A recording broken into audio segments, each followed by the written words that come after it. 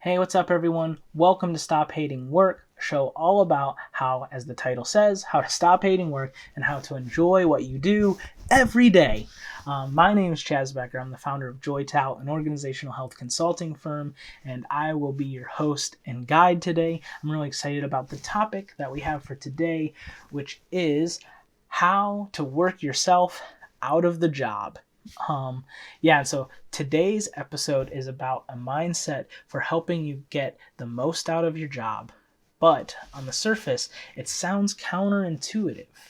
The mindset is to try to work yourself out of the job. The idea is to help other people do the job you're doing better than you could do it yourself.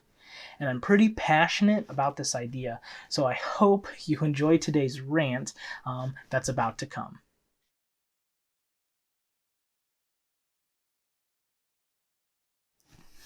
All right, well, I hope this isn't entirely a rant, because honestly, no one really likes those. But if you've ever talked to my friends, oftentimes they'll like spark something in me, and I'll just like, ah, you know. So, and this is one of those. I think having this mindset that at work you're trying to work yourself out of the job just hits on so many things that I think are important: an abundance mindset, a growth mindset, being someone who's humble, being a leader, um, being someone who multiplies things. These are all kind of different ideas that I think are super important to being an amazing employee, being amazing at your job, and all of those things.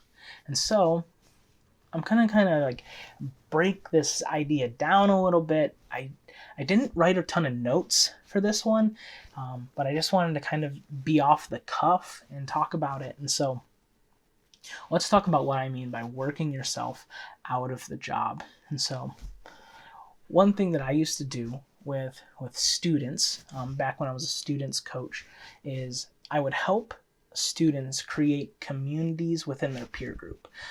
So often our students today, they just struggled in creating community and genuine community and mentorship and stuff like that. And so I would go into a university space and I would start building relationships with a handful of students, and I would start equipping them in how to build and create communities themselves.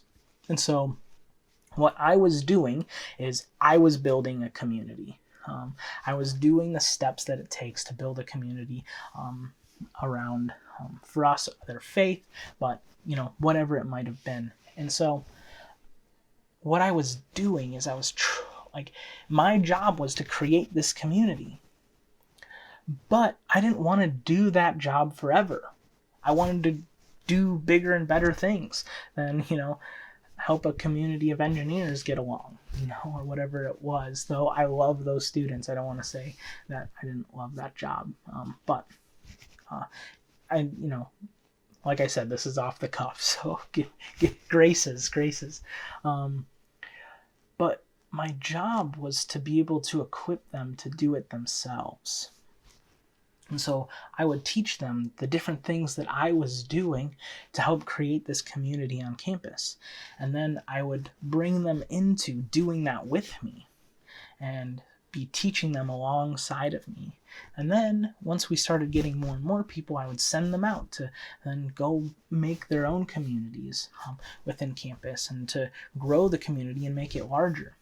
And my whole job is to be able to equip students to then just be able to do this regularly without me around. I wanted them to have all the skills they needed to build healthy groups and communities within their campus, and then hopefully when they leave, different communities within their neighborhoods and things like that.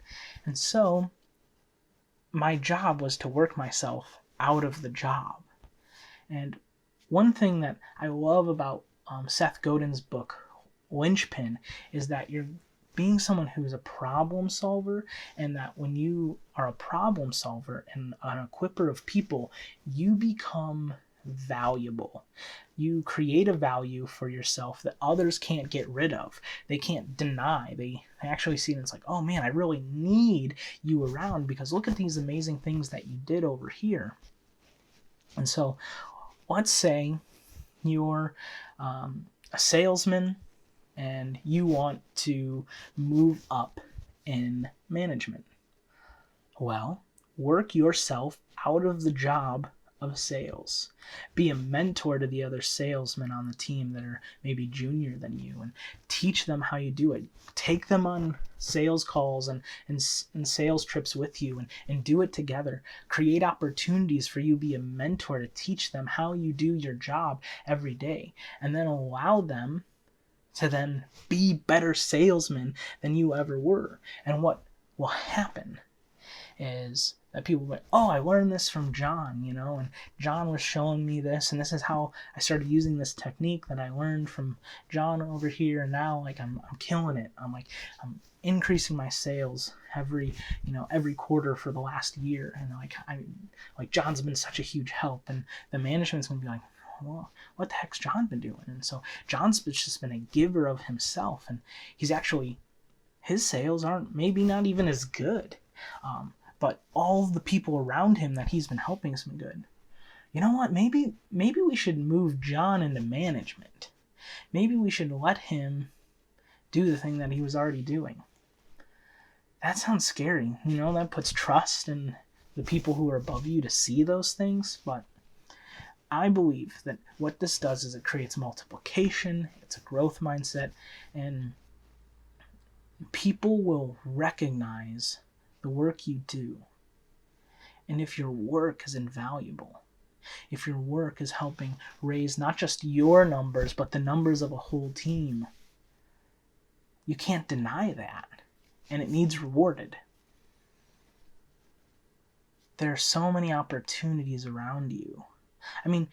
Even if you're just like a cashier and you work at a retail store, say, I don't know, you work at H&M, right? And you go in every day and say, you know what? My job's just to work the desk and to deal with inventory, yada yada, but my real job is to work myself out of the job. And so now there's 3 other people that have been hired after me, and I'm just going to be as helpful as possible to them, coming alongside of them, answering their questions, helping them be even better at this job than me. What the management is going to see is this person's a go-getter, they're a team player, they really help the team. Look at how much better everything's gotten since we've hired them, and everyone's saying, man, I've gotten so much better, I really appreciate you. Dang, that's going to change the way people see you as a worker. And so work yourself out of the job, and more opportunities will come. Don't seek the praise. Don't be like, yeah, I taught him that, and he wouldn't have known that without me. You don't have to say that. Just let your work speak for itself and have an attitude of humility and work your way out of a job. So I know it's scary. I know it sounds counterintuitive, but it works, and it's super powerful. So my name is Chaz Becker, founder of Joytel. I hope you have an awesome day. Take care.